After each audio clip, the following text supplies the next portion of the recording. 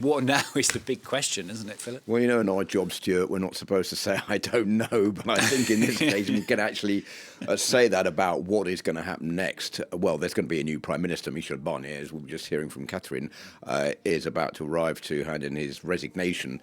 And Emmanuel Macron is due to appear on French television tonight at 8 o'clock to presumably explain where all this is going and what his next step is going to be, and maybe even announce the name of a candidate for Prime Minister.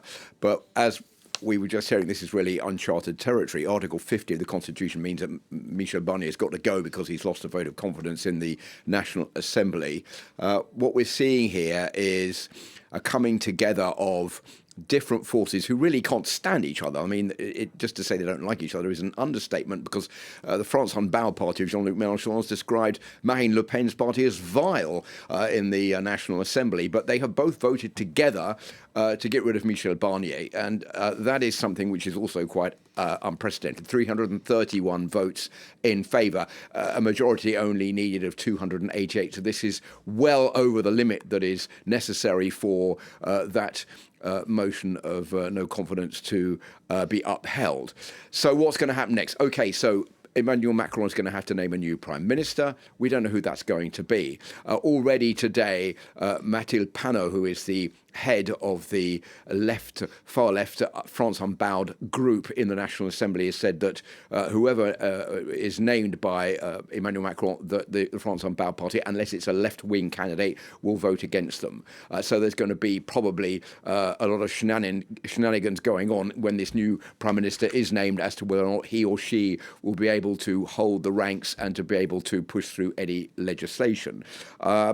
Remember that as a result of no budget going through, which is what all of this is about basically, because Michel Barnier has been trying to economise up to 60 billion euros with this budget, which the far left and the far right are against, it means that many people in France, because there's no new budget, are going to pay income tax for the first time. That's up to 17 million people who will see their income tax go up next year, and there's no money available because there's no budget for taking on new police personnel, in drafting in new military candidates, or even increasing pensions, which is what many OAPs in France are expecting. So a lot of uncertainty about where this is going and how long it will last for. One thing that Catherine didn't mention was both the left and the right are now calling for the resignation of the man right at the top, if you like, President Emmanuel Macron. Is that really likely? Well, I think, Stuart, there is a general feeling in France that all of this is the fault of Emmanuel Macron. Why is this the fault of Emmanuel Macron? Well, when he was re-elected in 2022, he didn't get a majority in Parliament. Then he did badly in the elections, the European elections earlier this year. So he called these snap legislative elections in June, which everybody was very surprised about, and lost even more support in the National Assembly. So now people are saying, well, do you have confidence in Emmanuel Macron? Is he doing a good job? Only 21% of French people think he is doing a good job, with a massive 73% saying no, and 46% of those saying he's doing a very bad job. And as Catherine was just saying, up to 63% of people think that Emmanuel Macron should stand down. He's not obliged to do that. He can stay in office until May 2027, which is when the next presidential elections are going to be held. But it's going to be incredibly difficult for him to find a candidate who is a consensual candidate for all the different political factions within the National Assembly, who can then draw up a new budget like Michel Barnier has been doing and push that through and get it accepted and voted. Because not only are they against what they say is an austerity measure, they're against Emmanuel Macron himself. So any way of destabilising the president to push him to bring those presidential elections forward, and maybe then for them to be elected as president of France, is all good as far as they're concerned. So we're in a very difficult situation, an unstable political situation in France, and all of this just 2 days before heads of state are due to turn up for the opening of Notre Dame Cathedral. It really is not a very good spectacle for those looking at France right now. Finally then, Philip, I mean, just who are the candidates? It's a bit domestic politics, this, isn't it? But it's interesting to see who they are and what difference they could bring, I suppose, to the future of France. OK, well, there are several candidates who are sort of up in the running. One of them is Bernard Cazeneuve, who was a former Prime Minister, the shortest-running Prime Minister up until Michel Barnier. He was former Prime Minister under François Hollande.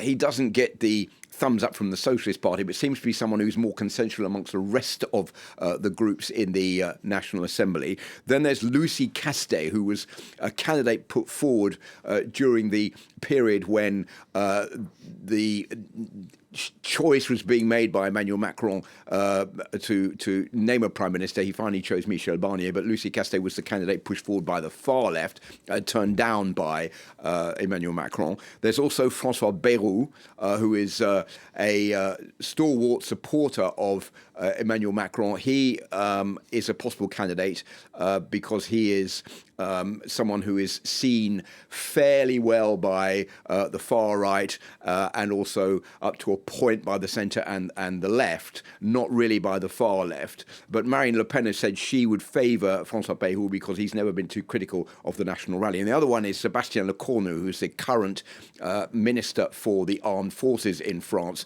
who's also seen as a more consensual candidate. Marine Le Pen also saying that Sébastien Lecornu has never criticised outright the National Rally, so she may be in favour also of him being nominated Prime Minister. So I think those are the two main candidates who may come out of the hat, but we never know what Emmanuel Macron is going to do, and Emmanuel Macron is quite unpredictable about the choice of Prime Minister. Nobody guessed that it would be Michel Barnier when he was nominated in September, so we don't know exactly how this is going to turn out. But, Stuart, really we are in completely uncharted territory. Since I've lived in France, I have never seen anything like this. No. And it just goes to show, I think, that the debate going on right now is where does collective responsibility end and where does personal ambition take over? And that is the big discussion being held right now in the National Assembly about just where all of these particular parties are situating themselves, thinking, OK, we may have a chance now to get rid of Emmanuel Macron, to call early presidential elections and maybe to seize power in France. Philip, you've named those four as possibles. We can cross them all off our list. It's going to be someone else, isn't it? Philip Turle,